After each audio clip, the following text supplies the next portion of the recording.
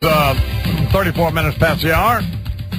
26 till the next one here on the Imus in the Morning on this Friday, September 11th, 2009. Where were we?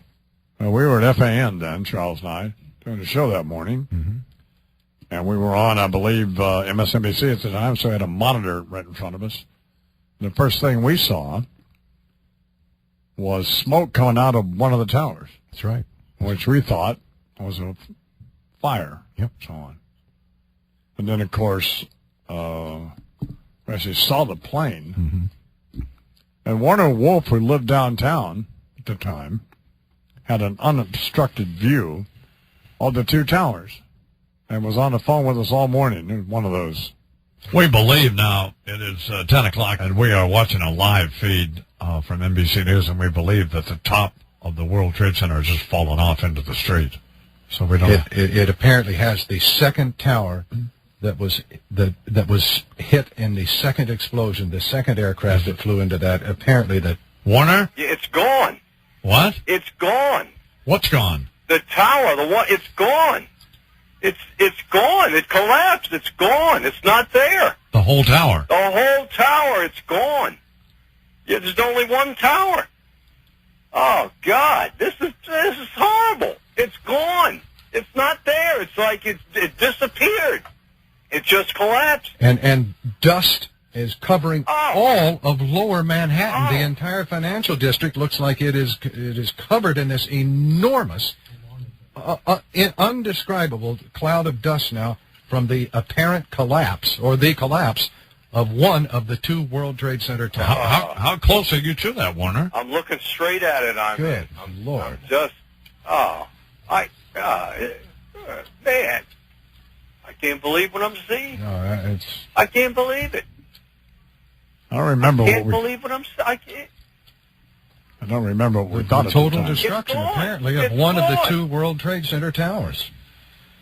Oh my God. Well, it's the worst attack on this country since Pearl Harbor. Absolutely. It's 36 minutes past the hour. Please welcome to the program now Vincent Fores and Fabrizio Bavona, two firemen and other stuff. That Steve Borneman are very fine, and I might point out attractive. President and general manager ran into at the Hannity concert.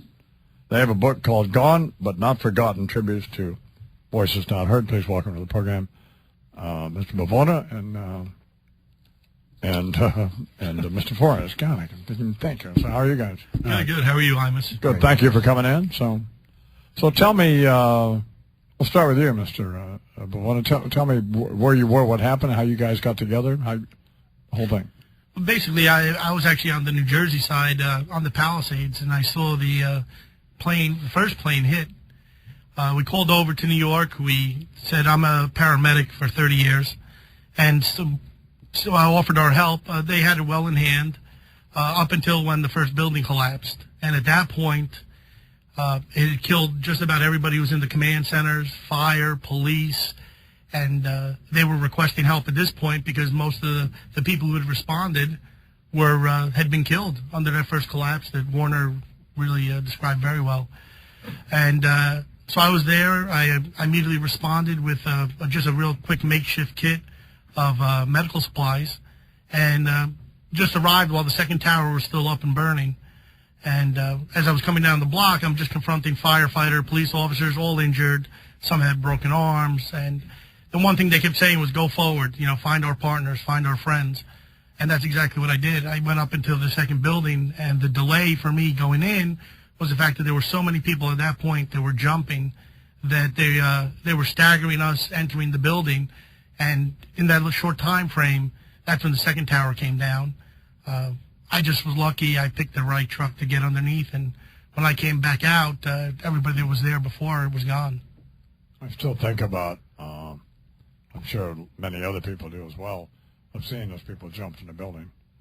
Well, it's a sight that's obviously embedded in your memory. After 30 years, you think you've seen everything, and this was just on a magnitude. And really the thought to me was, what could have transpired? How bad could it be that now the best choice they have is to jump from a building when 5 minutes earlier they were thinking about coffee, lunch, and a vacation? Ms. Forrest, where were you? I was up in Westchester County in a small little hamlet in Lewisboro, and like most people, we were watching, saw it on television. It was like one of those days you wanted to stay home. I was going to do a little more fishing, going late. And we were deployed as part of the Cascade system, first into the Bronx, then into Harlem, as FDNY rolled further in. And we arrived shortly after the guys got back to the Harlem station, and we saw them all coming in, and they had this look on their face that I've never seen in my life from a brother firefighter, and they were covered, I mean, the best description is like talcum powder, and they had lost their whole command, all of their brothers, and at that point it was real for us, and we had some very dear friends on Ladder 3, and so our thing was, I mean, we deployed then to North Tower. The first thing we saw was Ladder 3 crushed under North Tower. We grabbed the duty roster and saw the names of our guys, and it was like, we got to go find them.